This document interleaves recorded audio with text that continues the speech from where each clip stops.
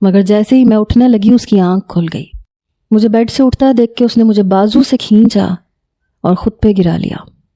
اتنی جلدی کیا ہے سویٹ ہارٹ، میرا دل ابھی بھرا نہیں ہے۔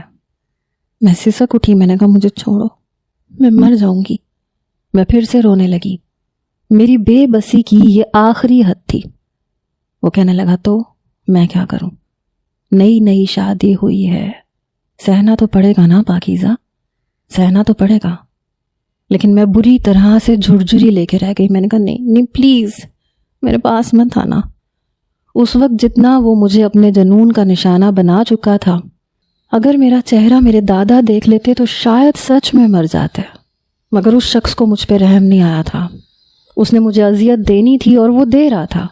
میں پہلے سے بخار میں تھی، اس پہ اس شخص کی رات بھر کی اذیت سہ کے تھک چکی تھی، اس لیے میں پھر سے بے ہوش ہو چکی تھی۔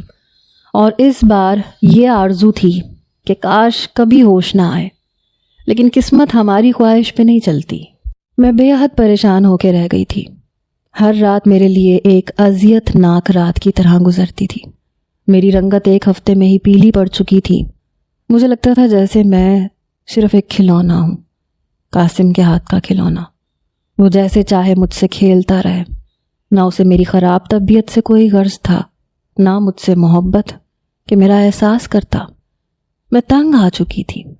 کبھی کمرہ لاک کرتی تھی، کبھی اس سے اپنے آپ کو چھڑوانے کی کوشش کرتی تھی، کبھی روتی، منت سماجت کرتی۔ ایک بار میری طبیعت بہت زیادہ خراب ہوئی، مجبوری میں ہی اسے مجھے ہاسپٹل لے کے جانا پڑا۔